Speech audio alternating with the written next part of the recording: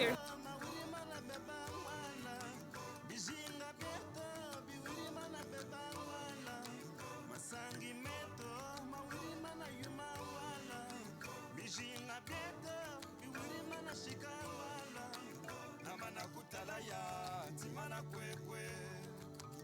Ibele mponani weka mutantu namana kutalaya timana kwekwe ibele mponani weka mutantu namana kutalaya timana kwekwe ibele mponani weka mutantu namana kutalaya timana kwekwe ibele mponani weka mutantu masangi meto mawili mana beba wala bijinga beto biwili mana beba wala masangi meto mawili mana yuma wala bijinga beto biwili mana shika wala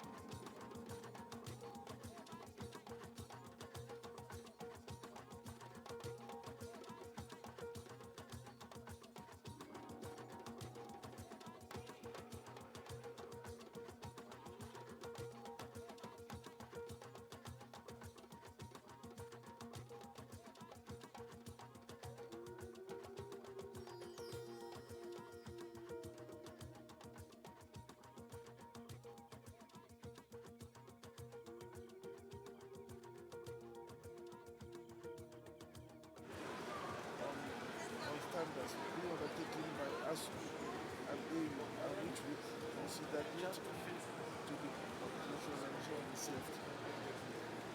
And just yesterday, we co-sponsored a business forum organized by the AU.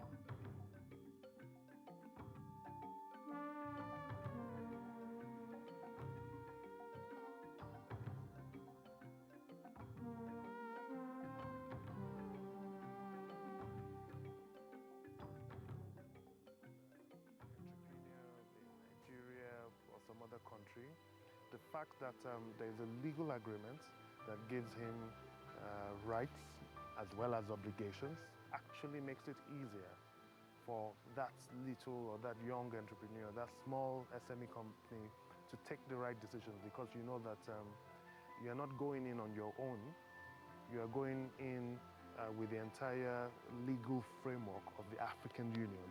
We have signaled to the world that we want to come together. And we do not want the Africans and the rest of the world to say the leaders made a grand celebration to sign the instruments, but they are not producing results. So we are focusing on tangible results, because this is what the ordinary Africans expect. And the business community is going to join us in the advocacy program. The parliamentarians are going to join us. The civil society organizations are also going on. So Africa at large is committed. We have to basically galvanize all the stakeholders who are going to make this happen. It's not government that's going to trade. It's the private sector.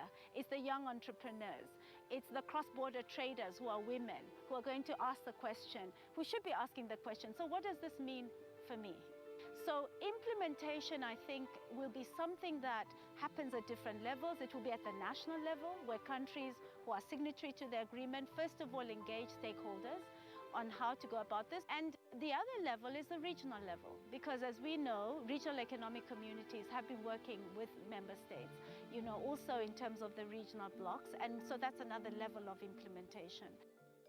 In addition to the overall contribution to achieving Agenda 2063 and Agenda 2030, the average person can expect some tangible benefits on the ground from the implementation of the CFTA. Practical benefits for businesses, consumers, and trade are also on the cards. My business is just to make those dresses for ladies, to design ladies and men. I want to make this thing bigger. I want to be there with my people, about 100 people. To bring material, it's a problem of taxes. They charge us money. If they say that no taxes, in fact, my business will go further. I'm selling clothes. I bought them from South Africa, Dar es Salaam, Nairobi. When I'm bringing my goods back, we have problems because they ask us to pay. But if you don't want to pay, they take your goods. When you don't have all the money, you bribe.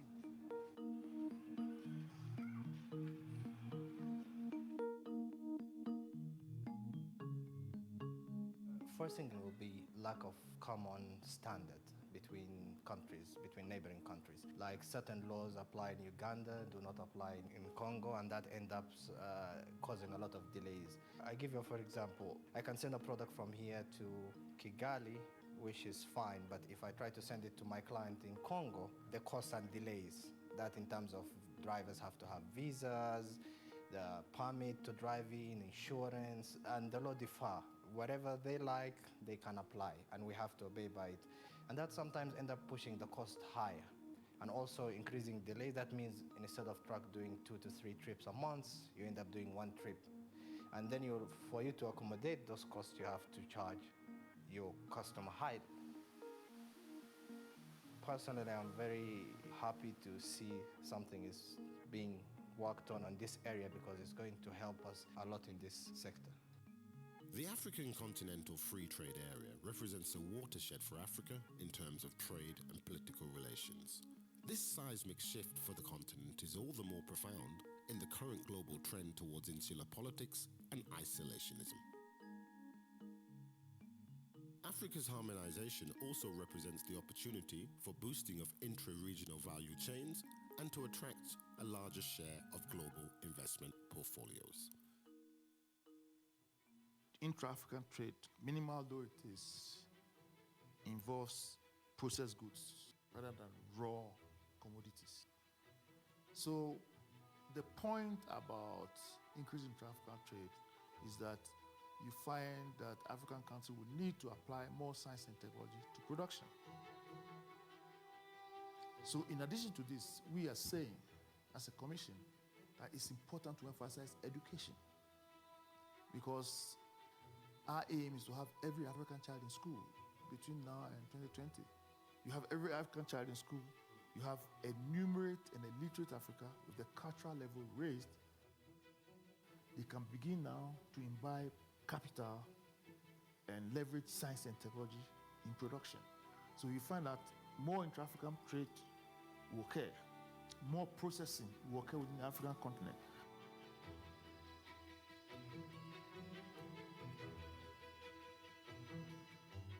The general populace have to be sensitized on what CFTA is, what it stands for, and what are the benefits. When that is achieved, what we call informal trade, cross-border trade, will not be informal anymore. Because all these borders, as far as trade is concerned, all these borders will become meaningless, will become fictitious. People will be free to move from one country to another. So this will take time. So I think at the beginning what needs to be done is the advocacy, public advocacy, to make sure that every single African, irrespective of their status, economic and social status, know what CFTA stands for, what are the benefits for him or her, when it becomes operational. This platform will allow us to harmonize our different national policies, to regularize and harmonize so that we can trade amongst ourselves on the continent. We have a lot of challenges on food security. This will allow us to really, diversify our economy and really provide food in some affected countries by the climate change. For instance, we have some countries that are really highly affected by droughts and all the hazard of the climate change.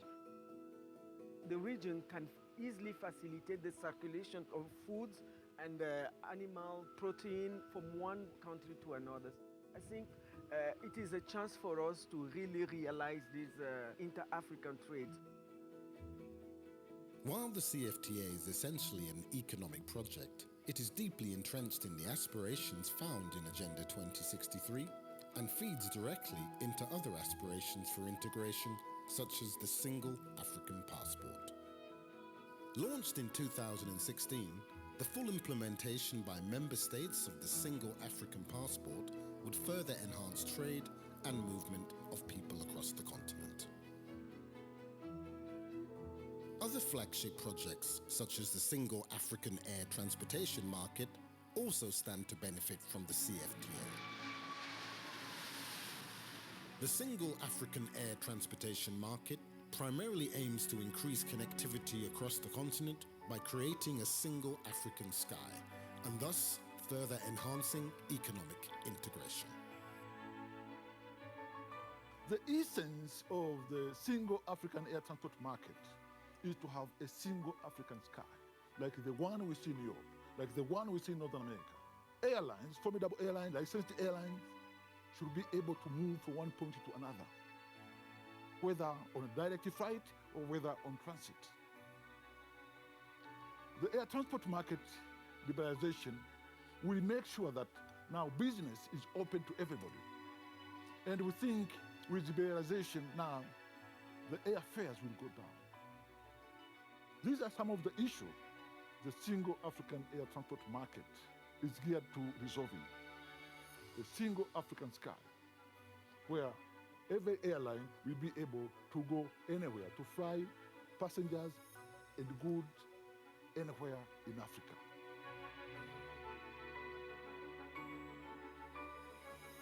While the benefits of the CFTA are undoubtedly revolutionary across the continent, the African Union recognizes that the implementation of Africa's most ambitious plan to date must have the buy-in and wholly be committed to by all member states, the regional economic communities, and ultimately by citizens themselves.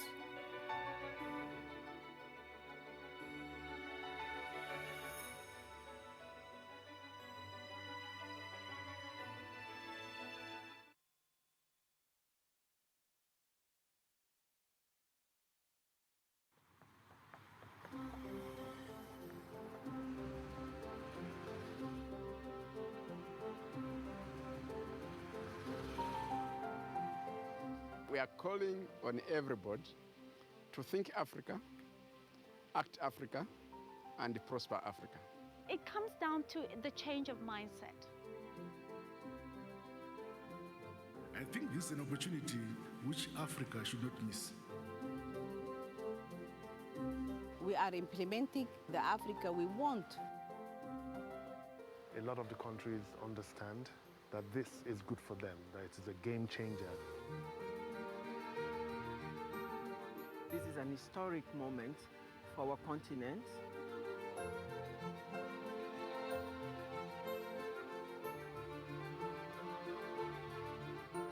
So this is entirely African-driven. These African countries are making a treaty among themselves. We've been brought up with so many borders. You know, we have our little countries, we have our little economies, our little sectors. We have so many things that divide us, and I think this is an opportunity to really push against those boundaries and to change them. As the old adage goes, there is strength in unity. For the 55 African Union member states, that strength lies in numbers. With a population of 1.2 billion and a GDP of $2.5 trillion, the prospect and now realization of a continental free trade area for Africa promises to usher in a new era of industrialization and business opportunities towards the realization of Agenda 2063, the Africa we want. It has been a long journey, difficult and long, but we had visionaries. When we created the Organization of African Unit in 1963, President Nkrumah of Ghana made a clarion call: Africa must unite.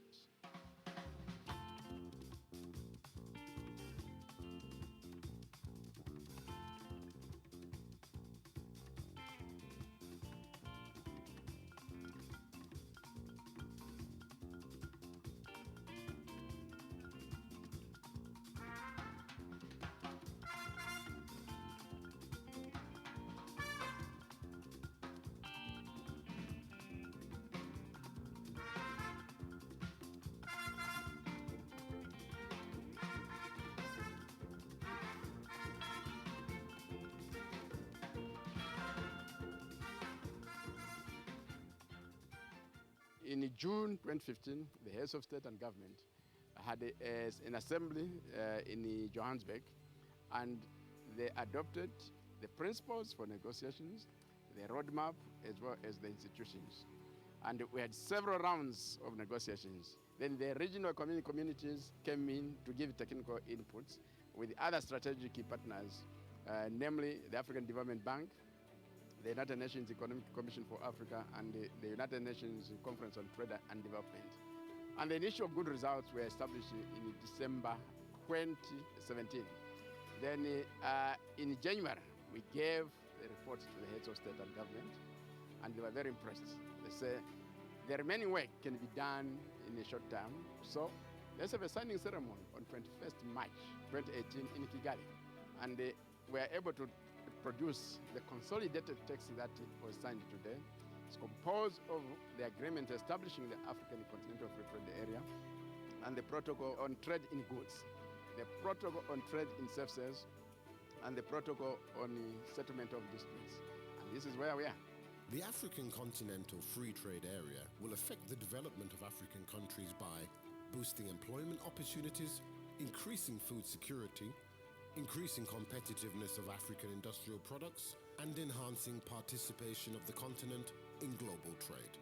For us, the African Continental Free Trade Area, of course, it's a flagship project of Agenda 2063, but more than that, it's an instrument for solidarity, and it's an instrument for connection between African people and basically dismantling at the borders and the barriers that are there, because there are great opportunities for goods to move more efficiently, for services, as well as people. So I think that for us, it's a very important lever for achieving multiple objectives. Well, what got us here is increasing realization that everywhere neighbors trade with neighbors. This is normal. What has been an anomaly for this continent is that since the 15th century, our trade has been directed primarily outside the continent. And that has to do with the way that Africa was inserted into the global economy. So this is what we're trying to reverse. So everything, our infrastructure has been built to support taking commodities from the interior to the ports and out to the north. So everything concerning trade has been organized around that external trade. The CFTA negotiations have been complex, needing to take into consideration the individual interests of member states. Beyond the signing of the CFTA, individual countries will need to ratify the agreement. There is supposed to be a process of ratification before the agreement can come into force. And for ratification, we need 22 member states to deposit their instruments of ratification, meaning that they have gone through their internal, local, national processes for accepting the documents. And then once we have 22 instruments of ratification, then that is when it now comes into force. The agreement that we are creating is not a mere declarative statement or a mere policy statement. It is actually a legal agreement that creates rights, obligations. So we think that at the end of the day, this is an agreement that will have some teeth. But I think beyond all that, there is a political commitment to see this done. Intra-African trade is one of the lowest of any region globally. The impact of the CFTA will mean Africa's industrial exports are able to diversify, encouraging a move away from extractive commodities such as oil and minerals. Economic integration for the continent will further provide harmony of customs, borders, and the movement of goods. What this initiative is all about is to say to ourselves, okay, let's create a legal framework, let's establish a treaty so that there is certainty, because in trade, your business person wants to know that those goods that are going across are not going to be seized or discriminated against in some way, that it will be a level playing field. And also our tariffs are relatively high, over 6% is the average across the continent. To say we want to bring this down to zero, which is what they have agreed for 90% of products, and also to deal with non-tariff barriers like your roadblocks, your anti-trade behavior along the border, harassment at the border. The flagship project of Agenda 2063 promises to be the world's largest free trade area. But what are the practical implications of having the CFTA implemented? And how exactly would an agreement of this magnitude revolutionize business and movement across Africa? My mother was a small-scale trader after retiring from her teaching profession. So from very practical terms, having seen people like my mother, small traders, this will facilitate their movement, because alongside the signing of the CFTA, there are also member states, 27 member states, signed on to the free movement protocol, movement of persons. So cutting the red tape, knowing predictable tax regimes, common external tariff barriers. This gives them assurance, it gives them predictability, and it also gives them a sense that they have protections that are continental. The most interesting thing to know about this kind of legal agreement is that in certain ways, it protects the little man the most. At the end of the day, for the small man, for the entrepreneur in Nigeria or some other country, the fact that there is a legal agreement that gives him rights as well as obligations actually makes it easier for that little or that young entrepreneur, that small SME company to take the right decisions, because you know that you're not going in on your own, you are going in with the entire legal framework of the African Union. We have signaled to the world that we want to come together. And we do not want the Africans and the rest of the world to say the leaders made a grand grand celebration to sign the instruments, but they are not producing results. So we are focusing on tangible results because this is what the ordinary Africans expect. And the business community is going to join us in the advocacy program. The parliamentarians are going to join us. The civil society organizations are also going on. So Africa at large is committed. We have to basically galvanize all the stakeholders who are going to make this happen. It's not government that's going to trade. It's the private sector. It's the young entrepreneurs. It's the cross-border traders who are women, who are going to ask the question, who should be asking the question, so what does this mean for me? So implementation, I think, will be something that happens at different levels. It will be at the national level, where countries who are signatory to the agreement, first of all, engage stakeholders on how to go about this. And the other level is the regional level, because as we know, regional economic communities have been working with member states, also in terms of the regional blocks. And so that's another level of implementation. In addition to the overall contribution to achieving Agenda 2063 and Agenda 2030, the average person can expect some tangible benefits on the ground from the implementation of the CFTA. Practical benefits for businesses, consumers, and trade are also on the cards. My business is just to make those dresses for ladies, to design ladies and men. I want to make this thing bigger. I want to be there with my people, about 100 people. To bring material, it's a problem of taxes. They charge us money. If they say that no taxes, in fact, my business will go further. I'm selling clothes. I bought them from South Africa, Dar es Salaam, Nairobi. When I'm bringing my goods back, we have problems because they ask us to pay. But if you don't want to pay, they take your goods. When you don't have all the money, you bribe.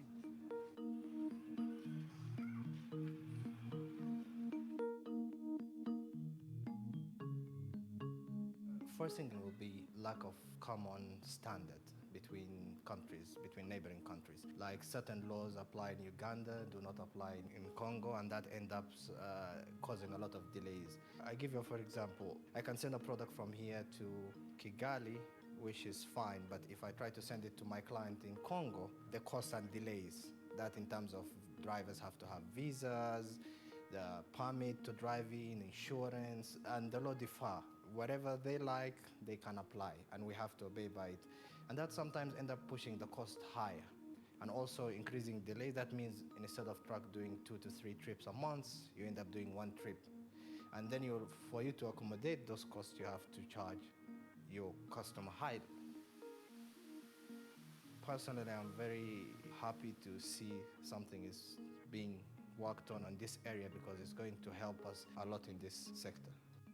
The African Continental Free Trade Area represents a watershed for Africa in terms of trade and political relations. This seismic shift for the continent is all the more profound in the current global trend towards insular politics and isolationism.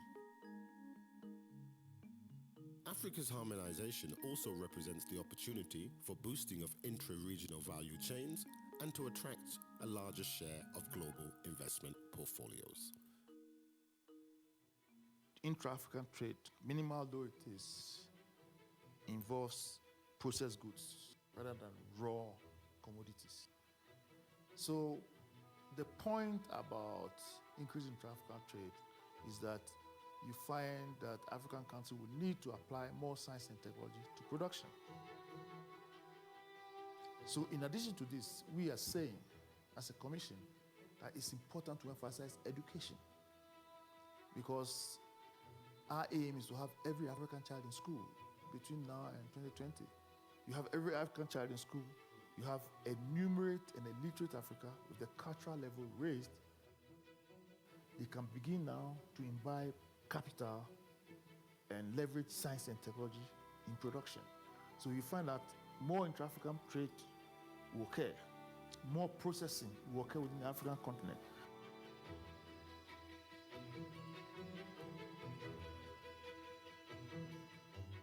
The general populace have to be sensitized on what safety is, what it stands for and what are the benefits. When that is achieved, what we call informal trade, cross-border trade, will not be informal anymore. Because all these borders, as far as trade is concerned, all these borders will become meaningless, will become fictitious. People will be free to move from one country to another. So this will take time. So I think at the beginning what needs to be done is the advocacy, public advocacy, to make sure that every single African, irrespective of their status, economic and social status, know what CFTA stands for, what are the benefits for him or her when it becomes operational. This platform will allow us to harmonize our different national policies, to regularize and harmonize so that we can trade amongst ourselves on the continent. We have a lot of challenges on food security. This will allow us to really, diversify our economy and really provide food in some affected countries by the climate change. For instance, we have some countries that are really highly affected by drought and all the hazard of the climate change. The region can easily facilitate the circulation of foods and animal protein from one country to another. I think it is a chance for us to really realize this inter-African trade. While the CFTA is essentially an economic project, it is deeply entrenched in the aspirations found in Agenda 2063 and feeds directly into other aspirations for integration, such as the Single African Passport. Launched in 2016, the full implementation by member states of the Single African Passport would further enhance trade and movement of people across the continent. Other flagship projects, such as the Single African Air Transportation Market, also stand to benefit from the CFTA.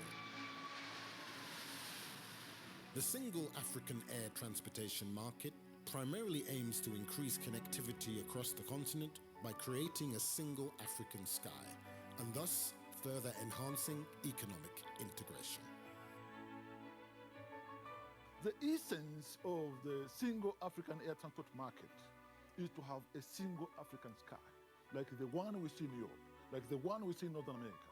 Airlines, formidable airlines, licensed airlines, should be able to move from one point to another, whether on a direct flight or whether on transit.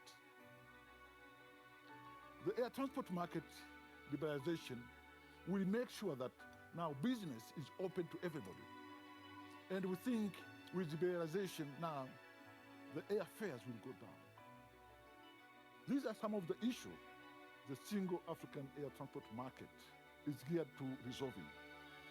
A single African sky, where every airline will be able to go anywhere, to fly passengers and goods anywhere in Africa.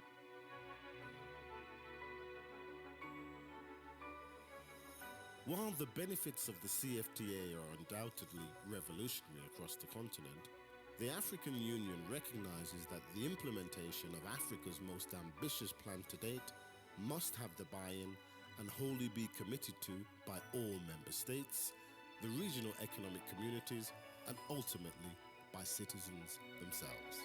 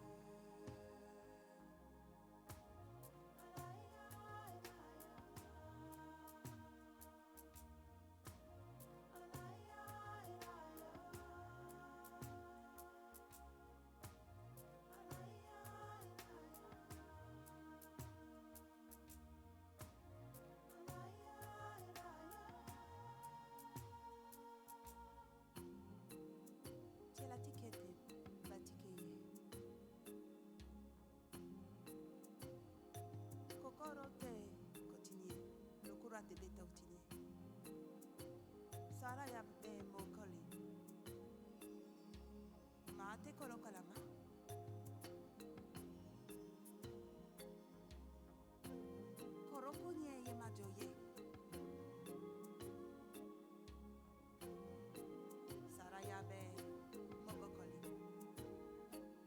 koro kalama sutianama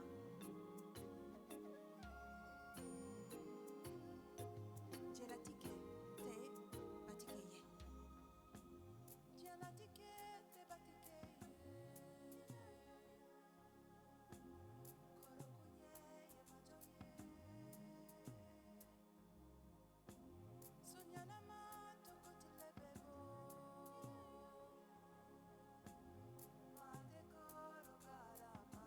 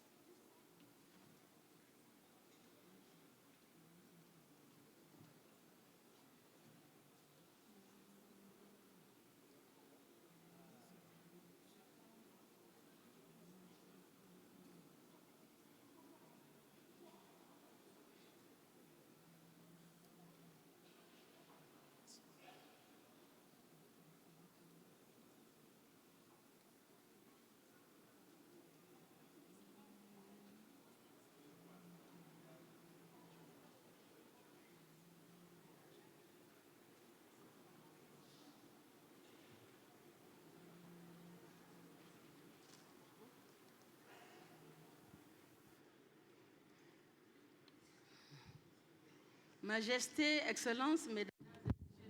Your Majesties, Excellencies, heads of state and government and delegation will start by the signing ratification by Nigeria, Benin, Gabon, Equatorial Guinea of the AfCFTA instruments.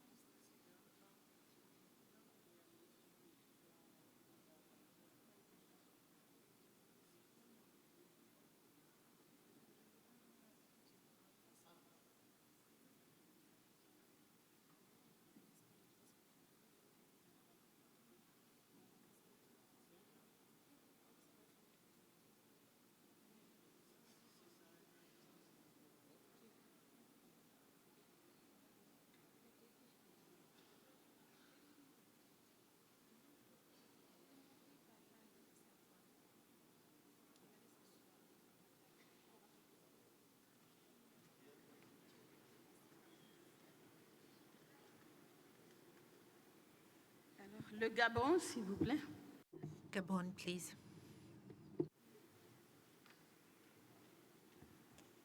Gabon dépose ses instruments. Gabon is depositing their instruments.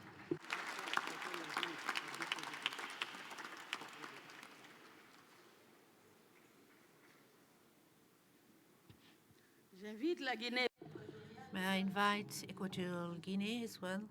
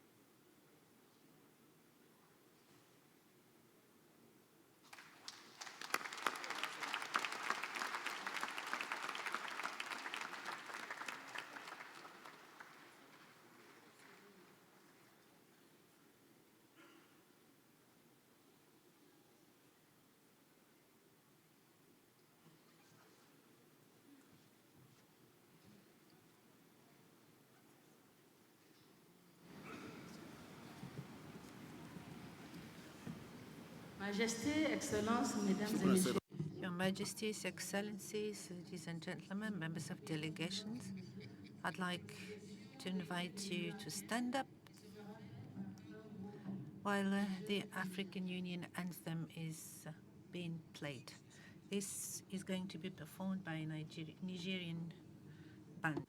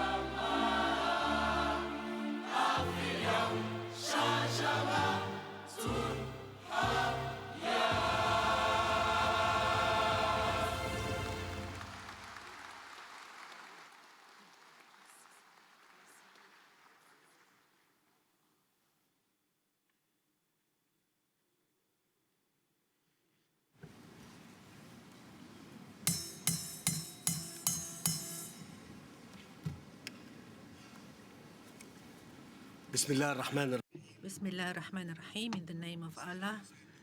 Excellencies, heads of state and government, dear participants, I'd like to welcome you all and declare the opening of the 12th Extraordinary Summit of the African Union on the African Continental Free Trade Area. I would like to thank you all for being here and for your presence to this important event that crowns the efforts that have been made by all of us during the recent months in order to enhance intra-African trade and the competitive capacities of Africa in order to reach sustainable development for our African continent.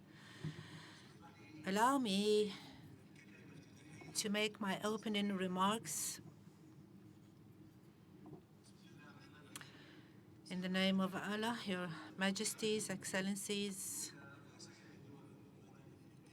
Kings and Heads of State of Africa, Your Excellency Musa Faki Mohammed, Chairperson of the African Union Commission, Your Excellency Antonio Gutierrez, SG of the United Nations, Ladies, Excellencies, ladies and gentlemen. I would like, first of all, to express my appreciation to my dear brother Mohamedou Yusufu for the warm welcome and the good organization of this event, in addition to the effort he is making as a champion of the African Free Trade Area and his endeavors to advance the agreement which led to its enforcement on the 30th of May. I would like also to thank Mr. Moussa Faki Mohamed, the chairperson of the African Union Commission, and the members of the Commission for the efforts they have been making in this respect.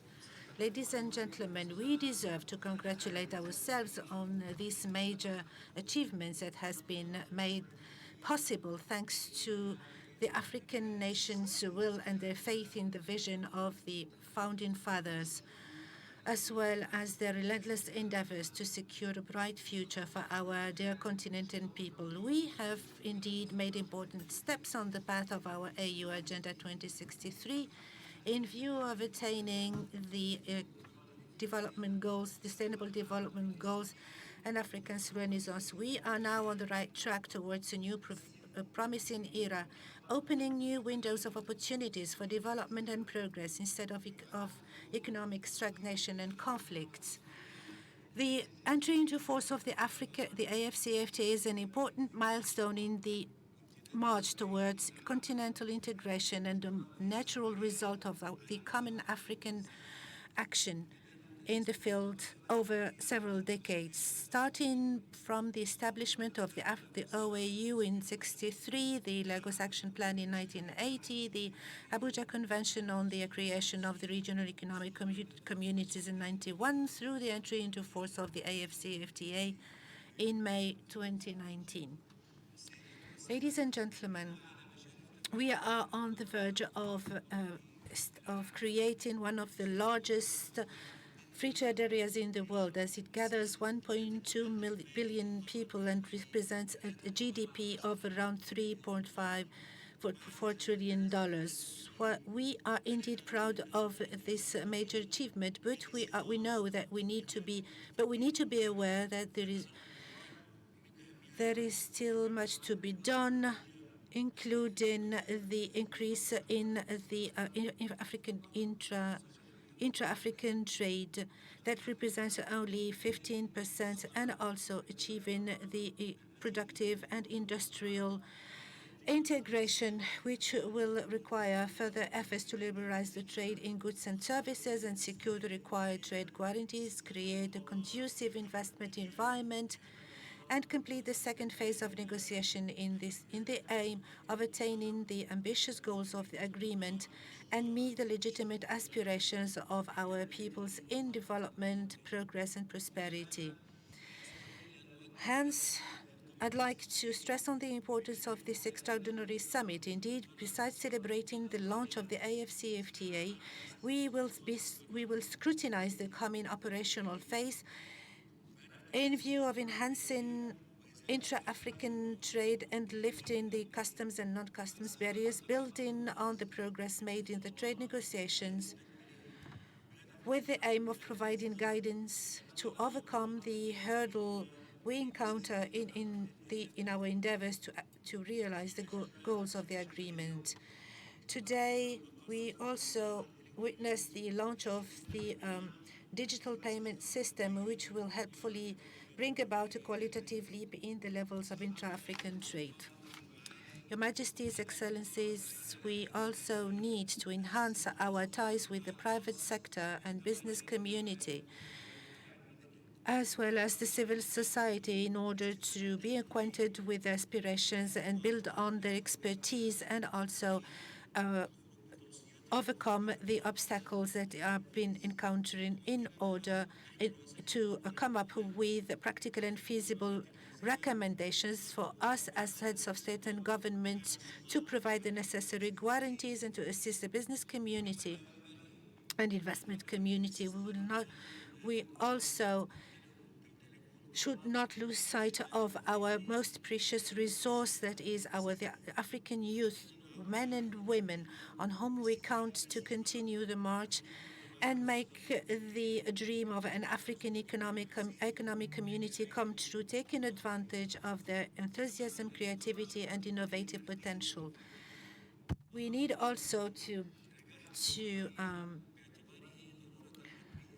develop the African infrastructure network, which is a must for our integration and for the changes that we want for our great our great continent. Through it, this network will facilitate the movement of people and goods and communication, and will also help us reach our mission or achieve our mission, that is to improve the living standards of the African citizens. To this end, we need to speed up the program of infrastructure development in Africa, PIDA, in all its phases, in order to complete the African economic integration projects.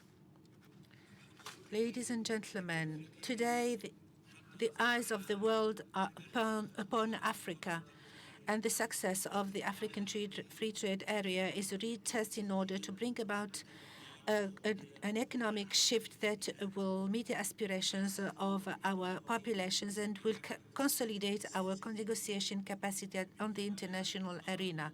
It will also give a new position to the African continent on the map, the new economic map of the world, which will elevate Africa's position for which our founding fathers have fought for so long. This is the engine, the AfCFTA. It would be the engine for the development of all African countries, and for the interest of all of us. From this standpoint, I would like to invite all the member states to ratify the African Free Trade Area Agreement.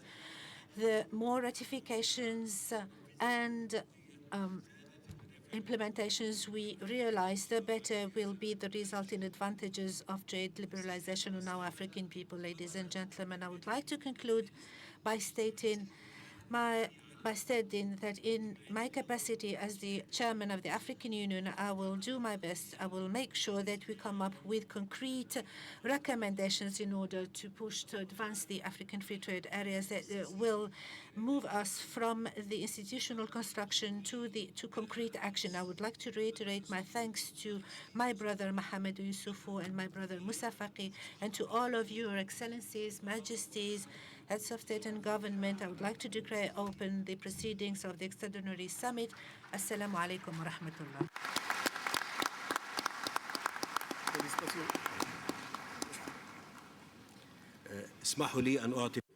Allow me now to invite His Excellency Mohamed Youssoufou, the President of Niger, the host country, to deliver his opening remarks. You have the floor, sir.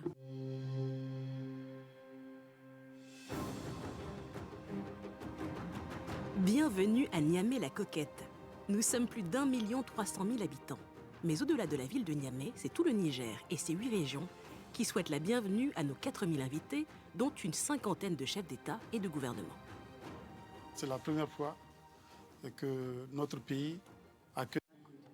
This is the first time that our country is hosting such a big event. And when I close my eyes, I see an Africa that d'éduquer, de soigner, de créer des emplois. Je vois une Afrique dotée d'infrastructures de toutes sortes, routières, énergétiques, de télécommunications, portières. Voilà l'Afrique unie et prospère que nous voulons, et j'espère qu'on y arrivera à travers la mise en œuvre de l'agenda 2063. Adopté en 2013, l'agenda 2063 porte l'ambition de transformer notre Afrique en un continent fort, prospère, pacifique, solidaire et inclusif au cours des 50 prochaines années. Les bases de cet idéal africain, posées il y a plus d'un demi-siècle par les pères fondateurs de l'organisation panafricaine, n'ont cessé de se renforcer au fil du temps. Aujourd'hui, la renaissance africaine est une réalité dynamique.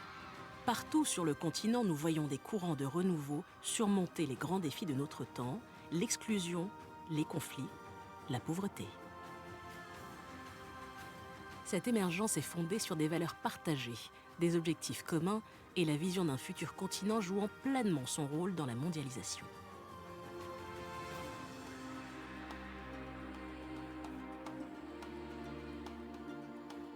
Dans le secteur des infrastructures, de réels progrès ont été constatés au cours de ces dernières années. Des ponts, des barrages, des aéroports internationaux, des routes transfrontalières, de grands hôtels, des chemins de fer, mais aussi des villes nouvelles sont sortis de terre. Cette politique ambitieuse est au service du développement économique et de l'impact sociétal.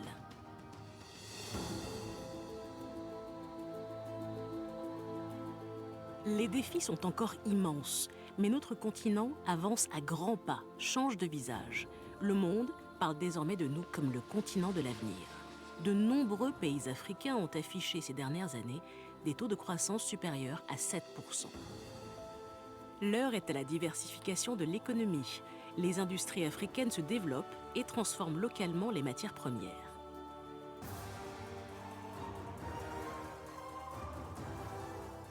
Dans cette Afrique en marche, le secteur agricole n'est pas en reste. Si certaines zones sont encore minées par la famine, l'Afrique a fait un pas important vers l'autosuffisance alimentaire. Dans tous les pays, les budgets alloués à l'agriculture sont en constante hausse. Les chantiers de modernisation du secteur se multiplient. C'est dans cette perspective que la maîtrise de l'eau a été érigée en priorité. Les investissements conséquents réalisés dans l'éducation et la santé portent également leurs fruits. Le taux d'alphabétisation sur le continent n'a jamais été aussi élevé. Chez les jeunes, il est aujourd'hui de 75% en moyenne. Notre enseignement supérieur se modernise aussi, avec des universités d'excellence qui voient le jour et où se forment des docteurs, des ingénieurs et des chercheurs de haut niveau. Par ailleurs, grâce à l'amélioration de la qualité des infrastructures de santé, nos médecins peuvent réaliser désormais sur le continent les opérations les plus complexes. Et un peu partout, on constate une baisse du taux de mortalité infantile et maternelle, ainsi qu'une augmentation de l'espérance de vie.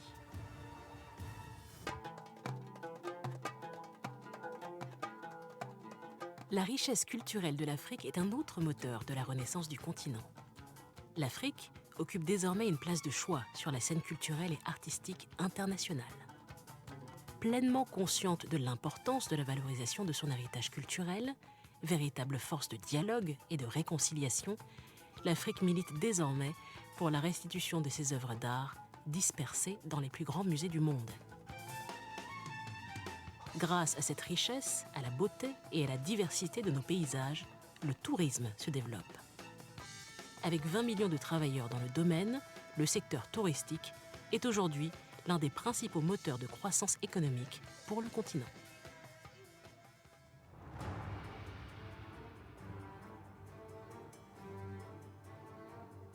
Sur la question de l'environnement, l'Afrique fait entendre plus que jamais sa voix et rappelle régulièrement aux plus grands pollueurs de la planète leur responsabilité face au réchauffement climatique. Sur le continent, des initiatives pour produire autrement de l'énergie se multiplient. Des barrages hydroélectriques, des centrales éoliennes et solaires ont été inaugurées dans de nombreux pays ces dernières années. Résultat, dans les prochaines décennies, plusieurs pays africains devraient atteindre l'autosuffisance énergétique.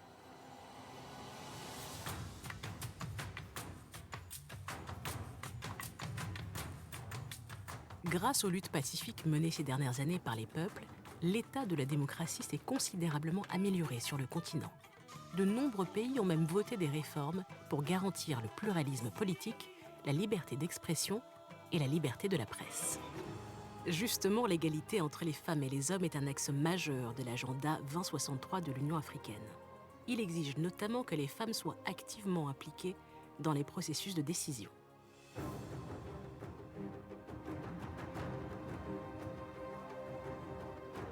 Pour poursuivre le rêve des pères fondateurs de l'Union africaine de rendre l'Afrique forte, unie et prospère, la dernière grande initiative des chefs d'État et de gouvernement est la création de la zone de libre-échange continentale africaine, la ZLECAf. Ce vieux rêve est en train de devenir réalité. Cette zone de libre-échange vise notamment à lever les barrières douanières pour permettre une plus grande intégration africaine. Elle fera de l'Afrique le plus grand marché commun au monde, avec 1,2 milliard de consommateurs. Grâce à la ZLECAf, le niveau du commerce intra-africain passera de 16% à 60% d'ici à 2022. La réunion de Niamey porte l'espoir de tout un continent. Les gens se souviendront que c'est à Niamey que l'entrée en vigueur de la zone de libre-échange continentale a été constatée. C'est ça que retiendra l'histoire. Et le Niger, je crois, est bien placé sur le plan géographique pour porter ce message d'union, d'ouverture des pays africains les uns vis-à-vis des autres.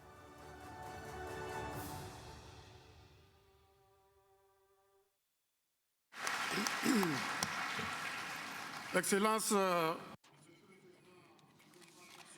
Your Excellency President Abdel Fattah el-Sisi, President of the Arab Republic of Egypt and the current chairperson of the African Union, Your Majesty, distinguished heads of state and government, Mr. Moussa Faki, chairperson of the African Union Commission, Mrs. Amina Mohammed, Deputy Secretary General of the United Nations, distinguished ministers, honorable ambassadors, representatives of international organizations, dear guests, friends and partners of Niger and Africa, ladies and gentlemen. Niger is very delighted to host this extraordinary session of the Assembly of Heads of State of the African Union dedicated to the launching of the operational phase of the Continental Free Trade Area. My country, which is at the crossroads between North Africa and Sub-Saharan Africa on the one hand, and between the Atlantic Ocean and the Red Sea on the other, is honored to host the entire continent. This vantage geographical position has made the people of Niger to be more open-minded, warm, hospitable, and particularly attached to the Pan-Africanist values. It is on behalf of these very enthusiastic people that I want to wish you all a very warm welcome here in Niamey. Ladies and gentlemen, yes, the people of Niger are profoundly attached to the values of Pan-Africanism. And this is so because my people are convinced that it is only through African unity that we can ensure renaissance, dignity, and progress for each and every one of our countries and for the entire continent. And that's the reason why Niger, represented by its very first president, President Diori Hamani, was among, in 1963, the founding members of the OAU. That is why one of its children, Mr. Ide Omaru, supported by General Seni Kunche, was also appointed Secretary General in 1985 to 1989 of the OAU. And lastly, that is why I did agree. I accepted the honor that you put in me, my dear brothers and sisters, at the proposal of Professor Alpha Condé, the then chairperson of the African Union, to be your champion of the Continental Free Trade Area. That was in 2017 during the ordinary session in Addis Ababa. Yes, in 2017 was indeed the date set by the first 10-year plan of Agenda 2063 to reach an agreement and finalize and launch in 2018, and also to claim ownership between 2018 and 2019. And so we had to be quick. We had to quicken our pace, and that's exactly what we did with our experts, Commissioner for Trade, Ministers of Trade of Africa, and the chairperson of the African Union, partners, etc. And I want to take up this opportunity to thank them all for this support that they gave me for us to speed up this major project. And so 1 year, 3 months after I was named champion, 44 states signed in Kigali on the 21st of March 2018 the agreement on the liberalization of trading goods and services. Today, 54 member states have signed this agreement, which entered into force. And today, 25 have ratified it. This entry into force of the AfCFTA is the fastest in the history of our organization. And this goes to prove, if need be, the interest that the people of our countries actually attached to intra-African trade. And this is because our people and our countries know the advantages, because the African Free Trade Area is going to contribute immensely to tear down the 84,000 kilometers of borderline that we inherited from our colonial past. And it is also going to enable us not to redefine current borders, but to ensure full integration.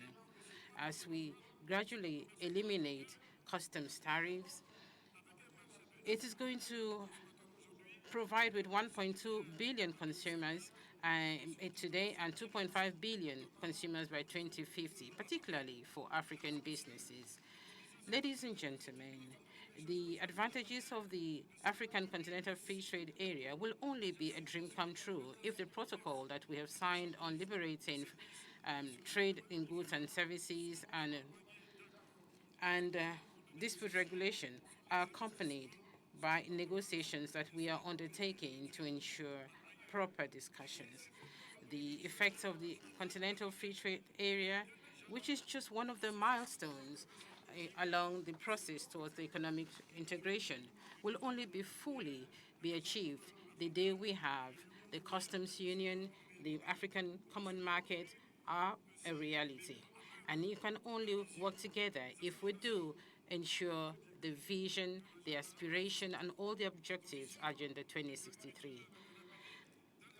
Our vision, as we defined it during the Jubilee celebrations of the OAU in May 2013 in Addis Ababa, is what I say, an integrated, prosperous, and peaceful Africa led by its own citizens and representing a dynamic force on the international scene.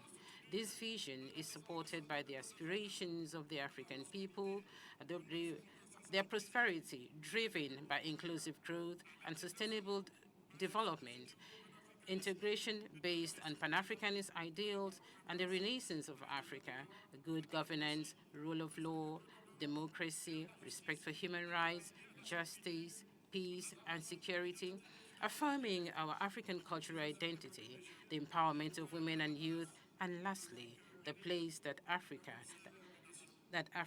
has to play its rightful place.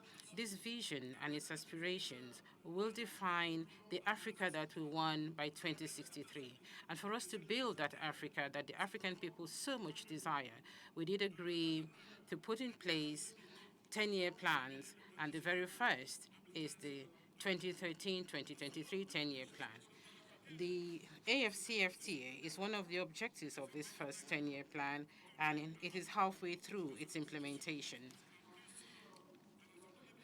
In addition to the AfCFTA, this first 10-year plan has 11 other projects, namely the Integrated High-Speed Train Network, the African Virtual E-University, the African Commodities Strategy, the Annual African Economic Forum, the African Single Air Transport Market, the African Passport and Free Movement of People, the establishment of African financial institutions, the implementation of the Grand Inga Dam project, the Pan-African E-Network, silencing the guns by 2020, and also the African Outer Space Strategy. But as we can see, infrastructure occupies a pride of place on the list of flagship projects in line with the objectives of the Program Infrastructure Development for Africa, PIDA. Without roads, railways, seaports, airports, power, and telecommunication infrastructure, the AfCFTA will just remain a pipe dream. And it will also remain a pipe dream if we do not implement the Industrial Development Plan for Africa, CADEP, because unfortunately, Africa remains poor despite its abundant resources, and it can only become a rich continent if it can actually transform all its own resources on the spot. Africa also has very rich soils that could enable us feed the continent.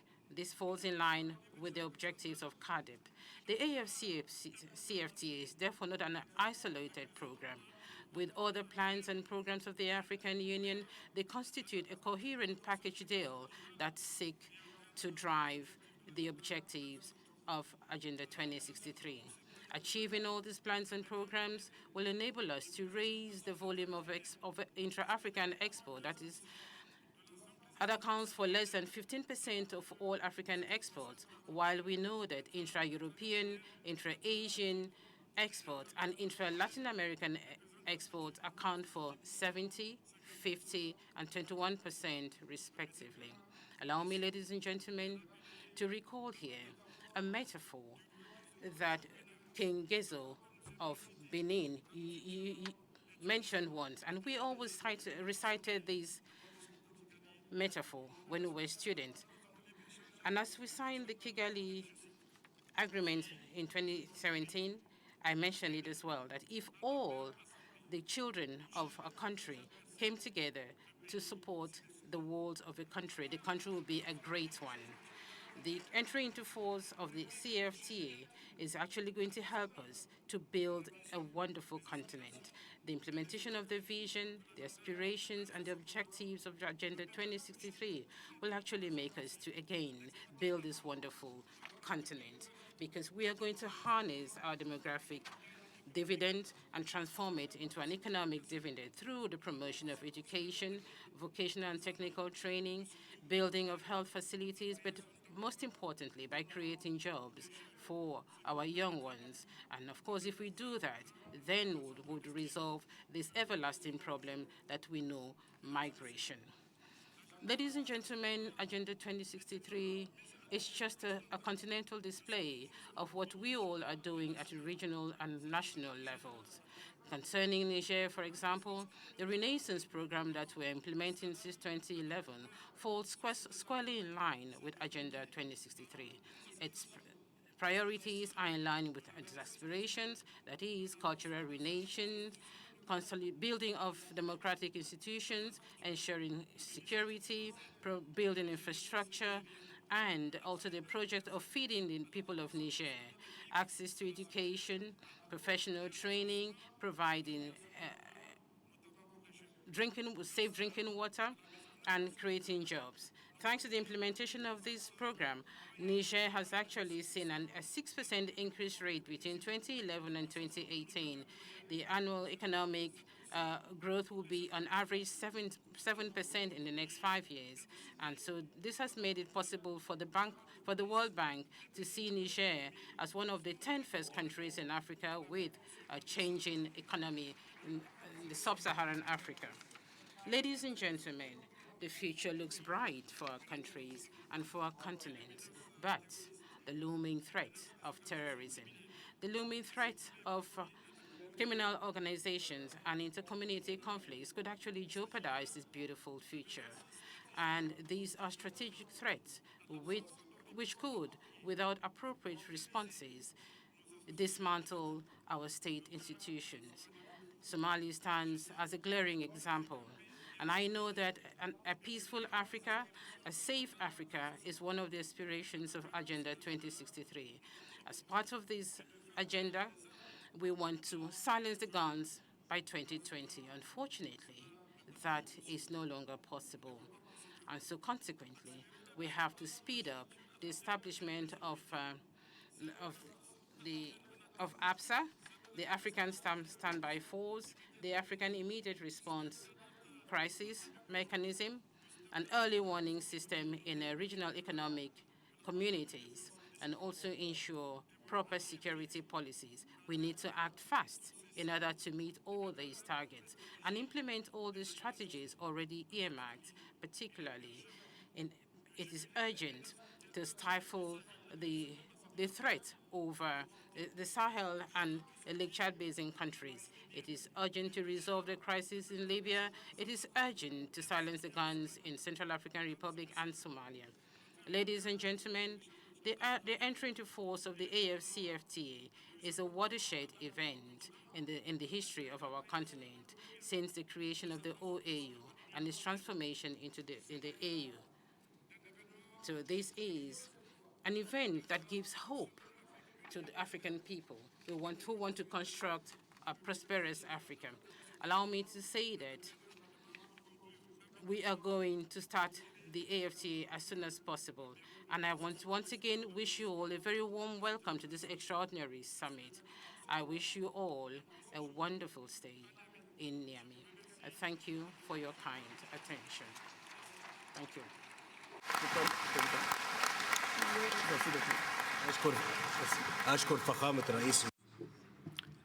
I thank His Excellency President Issoufou for his statement, and I give the floor to Musa Faki Mahamad, the chairperson of the Commission of African Union, to make his statement. Excellency Mr. Abdel Fattah al-Sisi, President of the Arab Republic of Egypt, current chairman of the African Union, Mr. Issoufou Mahamadou, President of the Republic of Niger and champion of the African Continental Free Trade Area, Your Majesty, Excellencies, heads of state and government, Madam Amina Mohammed, Deputy Secretary General of the United Nations, Mr. Roberto Azevedo, the Director General of WTO, invited guests, ladies and gentlemen. A dream. An old dream is now coming into reality.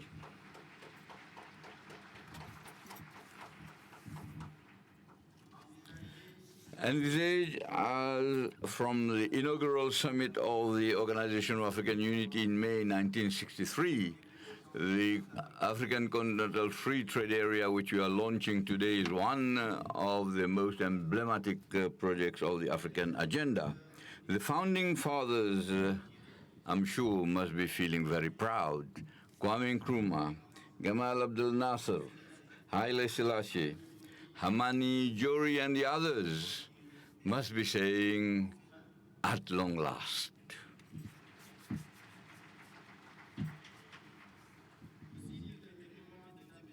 May I, Excellencies, Heads of State and Government, express our grateful thanks for your support and personal commitment that made it possible to ensure this inestimable achievement. A particular mention is for His Excellency Issoufou Mahamadou, President of the Republic of Niger and champion of the African Continental Free Trade Area, for his leadership and commitment to carry out with success the exalting mission that you had entrusted to him. Indeed, I was the witness that he has masterfully controlled with faith, passion, and determination the whole process which has led to the historical event of today. Indeed, it is also the occasion to commend the remarkable work done by the Commission, particularly the Department of Trade and Industry under the leadership of Commissioner Albert Muchanga. The ministers, the African ministers and experts, as well as our partners, among others, the ECA, WTO, ADB, for their invaluable contribution. Adopted and opened for signature on 21 March 2018 in Kigali. The agreement on the African Continental Free Trade Area recorded at its birth 44 signatures, a record number in the annals of the legal architecture of our union. And hardly a year after, the number of signatures increased to 52, and with signature by Benin and Nigeria, now we have reached 54 out of 55 member states. So it's almost all the membership of the Union. We have also, with the last handing over or deposit of the ratification, we have 27 instruments of ratification deposited. Entered into force on 30 May 2019, the AfCFTA becomes one of the largest trade space in the world. Africa, with a population of 1.2 billion inhabitants, should reach 1.7 billion by 2030 and 2.5 billion by 2050. That is 26% of the world population that are of a working age, and 70% of this population is less than 30 years old, and the majority is composed of women. This is to say that these are all the characteristics of the continent is in our continent. The growth of the African economy should increase twofold faster than the developed world. Africa is the second largest continent and one of the largest the second largest populated continent. These should bear witness to the fact that we need we have the potential, and obviously we have to make use and harness this potential. Excellency, ladies and gentlemen, thanks to the remarkable work of our ministers and experts, the AfCFTA will be as from its launching, sustained by rules of origin, which are well defined, the schedules of tariff concessions in the trade and goods, in goods, and online mechanism for monitoring and elimination of non-tariff barriers, a Pan-African platform for digital payment and settlement, and application, a web-based mobile for the enterprises. The report submitted to your Assembly comprises many legal instruments which are in support of the agreement itself, including 3 protocols, the mechanisms and modalities for its implementation, which undoubtedly will enable us to overcome all the obstacles to trade. Excellencies, ladies and gentlemen, the very speedy entry into force is a source of pride for all of us.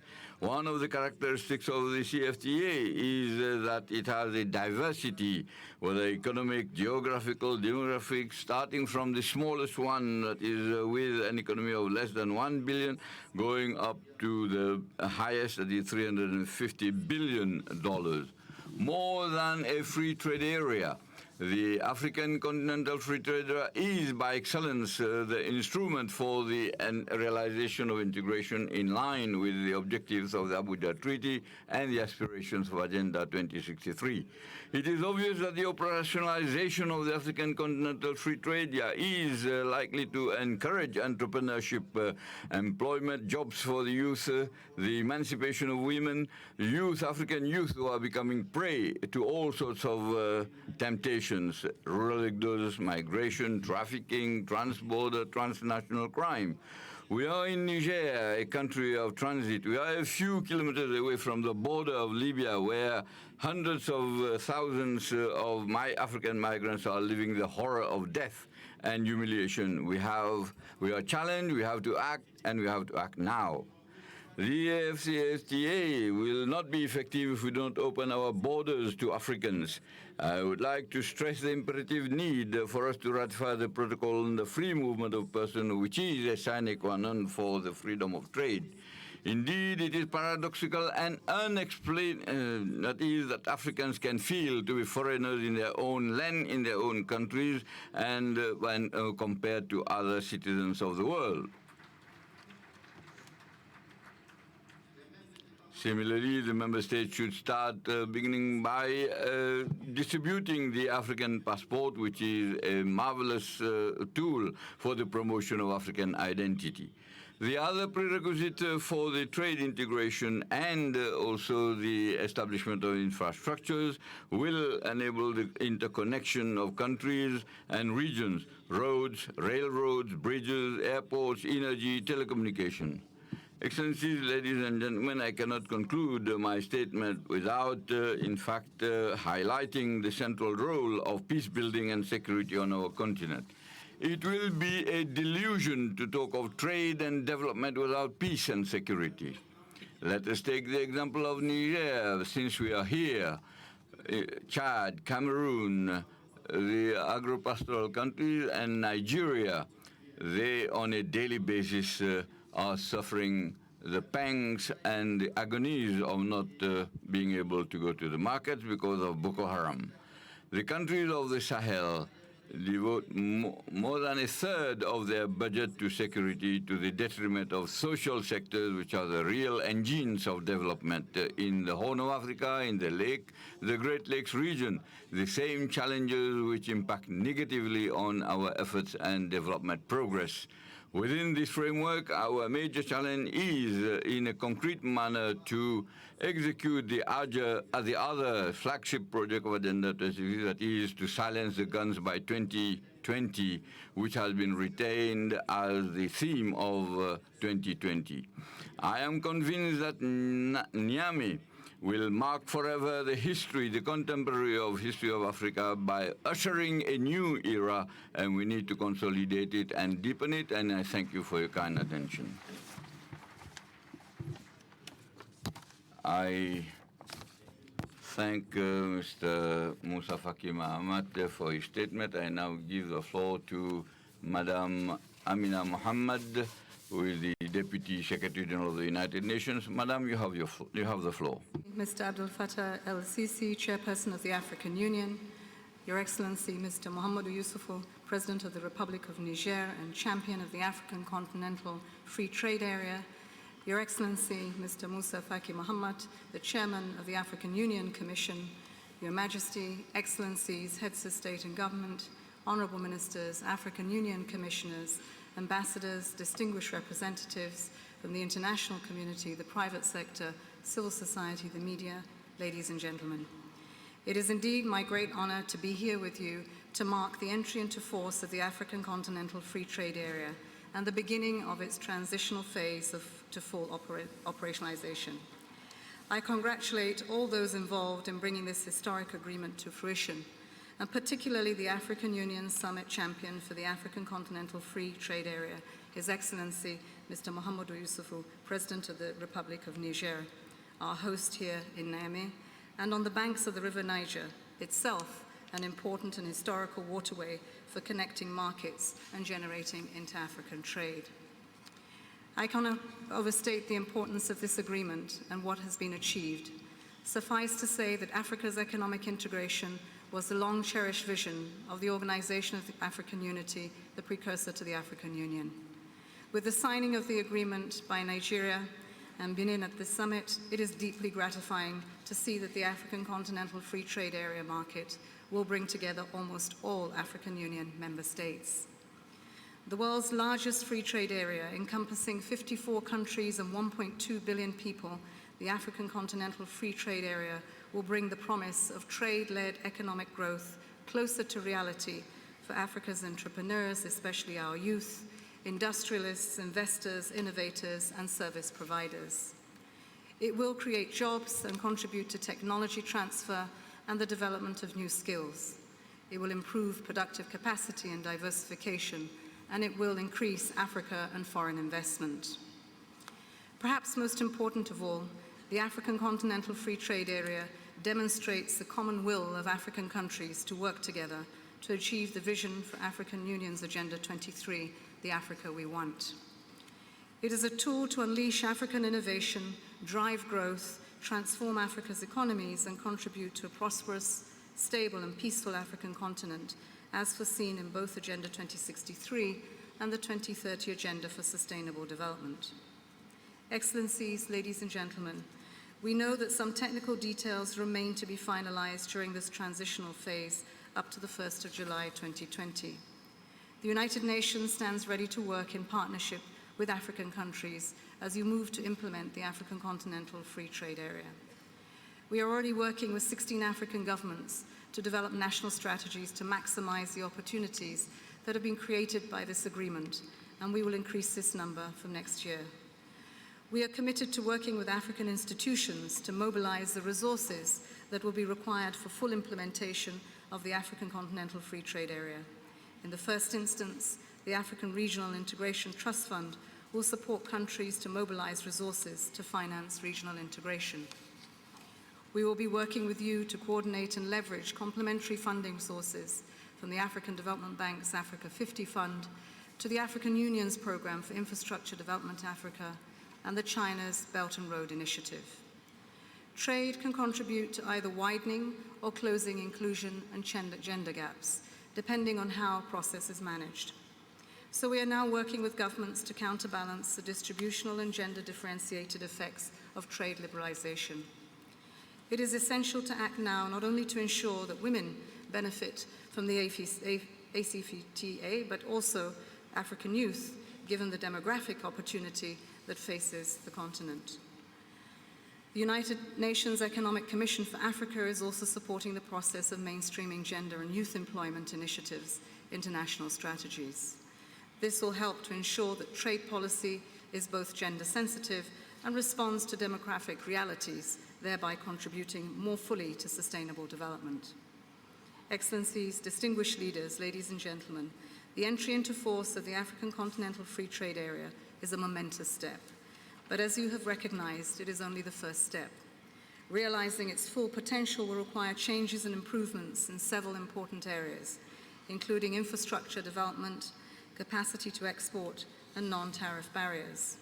Your forward-looking agenda in phase 2 of the negotiations will tackle competition, investment, and intellectual property rights, just some of the regulatory obstacles that create dysfunction in integrated markets. We wish you every success in your discussions, and we urge that you move decisively and quickly during the transition period up to July 2020 to reap the rewards of this historic agreement. Africans should take particular pride in reaching this agreement at a time of growing protectionism and rising trade tensions that threaten economic stability and progress around the world. From free trade to climate change and migration, African leaders and countries and regional organizations are developing progressive policies that demonstrate global responsibility and leadership and forge a new path for multilateralism and sustainability. The entire UN system will continue to support African countries as you accelerate the continent's development. Together we will realize our shared vision for the Agenda 2063, silencing the guns, and the Sustainable Development Goals that leave no one behind. I thank you.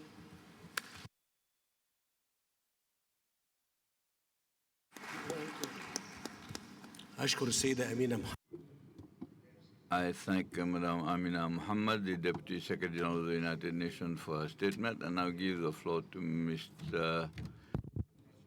the Director General of WTO.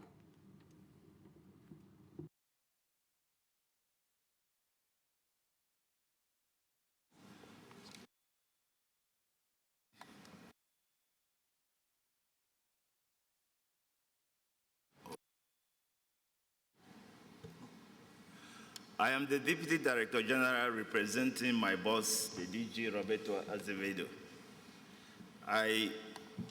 Your Excellency President Abdel Fattah el-Sisi of the Arab Republic of Egypt, Chairperson of the African Union, Your Excellencies, Heads of State and Government of the African Union, Your Excellency Mr. Musa Faki Mahamat, Chairperson of the African Union Commission, Your Excellencies, Honorable Ministers, Ambassadors, and Heads of international organizations, representatives from the private sector, civil society, and the media, distinguished ladies and gentlemen, good afternoon.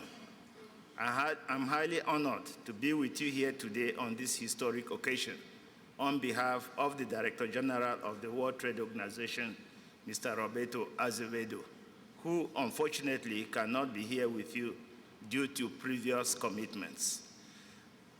At the outset, allow me first, on his behalf, and indeed on my behalf, to take this opportunity to express our hearty congratulations to His Excellency President Muhammadu Issoufou, and through Your Excellency, the government and people of the Republic of Niger, for hosting this important event and for their hospitality. Second, as a patriotic and loyal Nigerian, I wish to acknowledge His Excellency President Muhammadu Buhari, GCFR, for signing the CFTA today after a very inclusive and thorough domestic consultation process.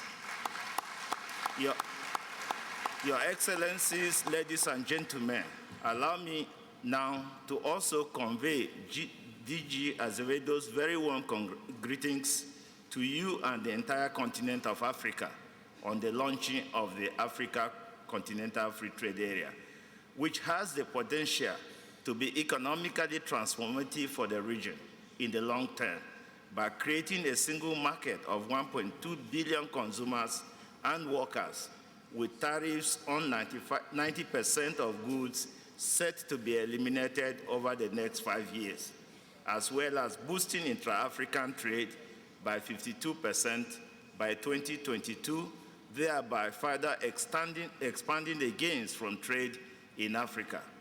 For our part, the WTO has supported trade and integration in Africa, particularly in the core areas such as capacity building for better commercial policies and trade negotiations through various programs, including the Enhanced Integrated Framework, the Standards Trade and Development Facility, and the Aid for Trade Initiative.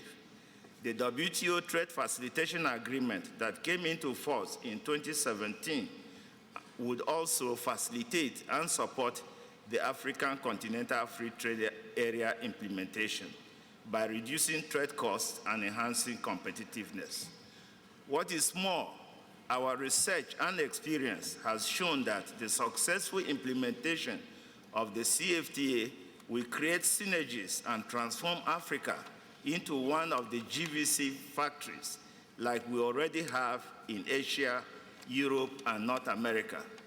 This is because global value chains are essentially regional rather than global, as has been demonstrated by the countries of Asia, Europe, and North America sourcing more than 80% of their manufacturing inputs from amongst themselves. We also see the Africa CFTA as a tool for fast-tracking the integration of the informal sector across Africa into the mainstream economy, thereby enhancing women and youth economic empowerment, poverty alleviation, and employment generation. However, in the face of the current global trade tensions, Africa will need cooperation and the multilateral trading system to harness the potentials of global value chains and regional integration. In that regard, the strengthening of the WTO and making it more responsive to the development needs of all its members, including Africa, should also be one of your top priorities going forward. I wish, therefore, to reiterate the cooperation and availability of WTO trade-related technical assistance activities as our contribution to the implementation phase of the Africa Continental Free Trade Area. And all you need to do is to ask, and we shall do the needful. On behalf of the Director General, Roberto Azevedo, I wish once again to congratulate you all for reaching this important milestone towards the African Union's Agenda 2063, the Africa we want. I thank you.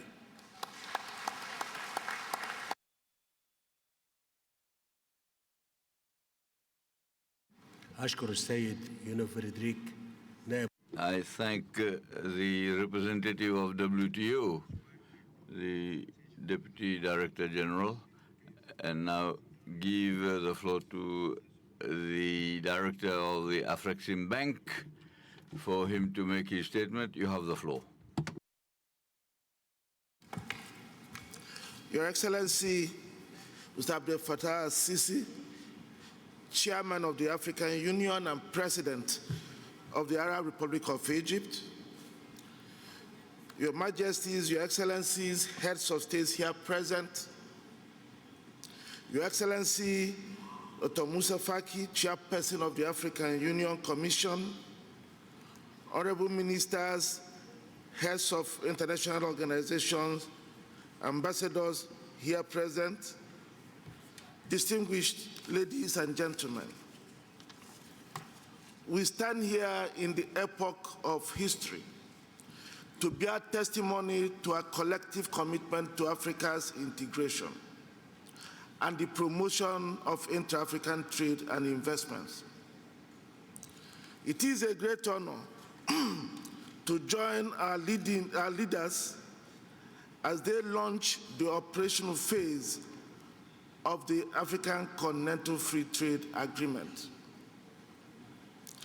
I join in thanking His Excellency President Mahamadou Issoufou for providing the platform for this historic event.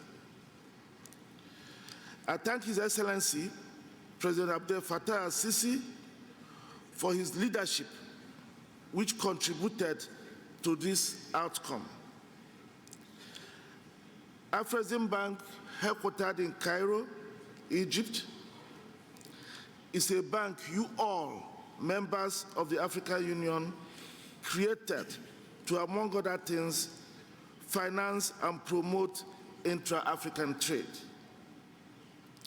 With the treaty establishing the bank, having now been fully signed by 51 African states, You have empowered it to support the operationalization of the AfCFTA.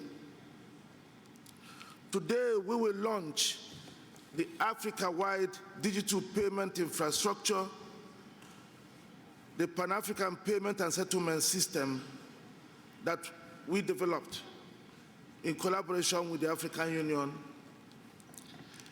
a platform that will domesticate intra-regional payments, save the continent more than $5 billion in payment transaction costs per annum, formalize a significant proportion of the estimated $50 billion in informal and African trade, and above all, contribute in boosting intra-African trade. By making it possible for Africans to pay for intra-regional trade in goods and services in their local currencies, the digital platform will deal a fatal blow to the underdevelopment of Africa caused by the fragmentation of its economies. Our goal is to reduce significantly the foreign currency content of intra-African trade payments. We hope that before long, an Egyptian importer of Gabonese wood can pay for that in Egyptian pounds, while the Gabonese exporter receives CFA franc. We look forward to a Ghanaian importer of Kenyan coffee paying for it in Ghanaian cedis, while the Kenyan exporter receives Kenyan shilling. We also look forward to a Nigerian paying for his or her holidays in Mauritius in Nigerian naira, while the Mauritian hotel receives Mauritian rupees. As strong partners of the African Union, Afreximbank supports the AfCFTA. Our board has approved a $1 billion CFTA adjustment facility to support countries that may suffer fiscal revenue losses as a result of the CFTA implementation. We hope that this will help countries to accelerate the ratification of the CFTA.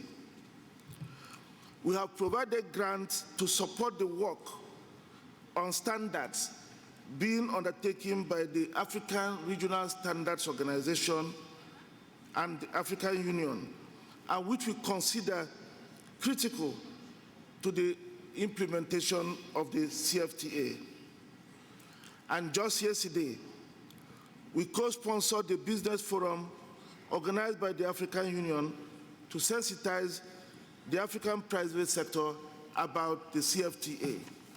As we all know, it is the private sector that will make the CFTA effective. And Your Excellencies, Afreximbank has committed to disburse $25 billion in support of intra-African trade in the 5 years to 2021. And as we speak today, we've already disbursed about $8 billion in support of that trade. Your Excellencies, distinguished ladies and gentlemen, no people have achieved meaningful development whose economic progress depends on others. As we put renewed focus on industrial and value chain development across the continent in order to boost intra-African trade and investments, it is imperative that we address the economic cost of settling so many payments in hard currencies, especially when access to such currencies is hard and difficult. Making cross-border payments easier, cheaper, and safer is an obvious critical step in creating the Africa we want. Using the institutions you created in an effective way is the best way to bring Africa the development we are all working towards. Your Excellencies, you have started a movement. You must not look back. With Nigeria and the Republic of Benin having now joined, that movement is now unstoppable. And I take this opportunity to thank His Excellency President Muhammad Buhari and His Excellency President Talon for making it possible for their countries to join. Permit me now to once again thank His Excellency Mr. Abdel Fattah al-Sisi, Chairman of the African Union, and Mr. Musa Faki, Chairperson of the African Union Commission, for their support. I congratulate you all again, our leaders, for the initiatives you've taken in a very bold way. I thank you all for listening.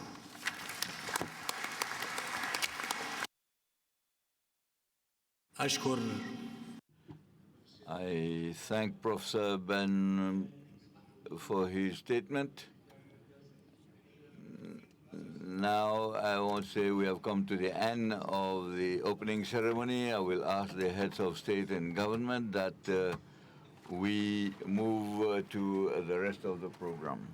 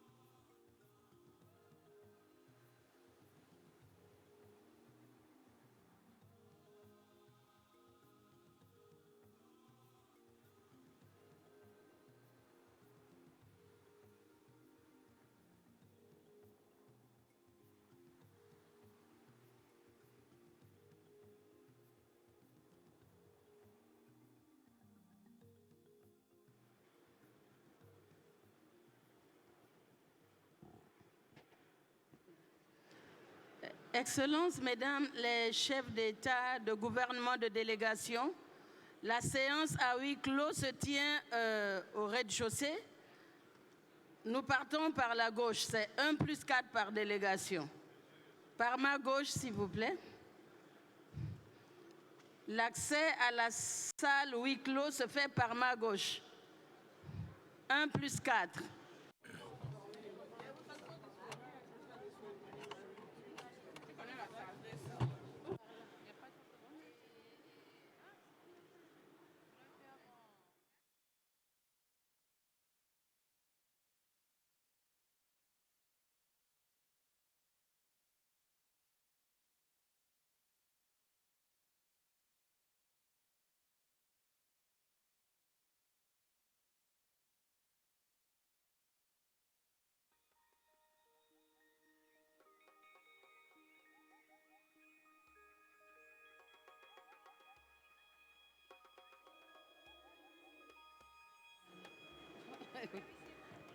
Accès par la gauche par rapport au podium. Formule 1 plus 4 par pays. Yes. Access to the closed session is on the left. My left, 1 plus 4.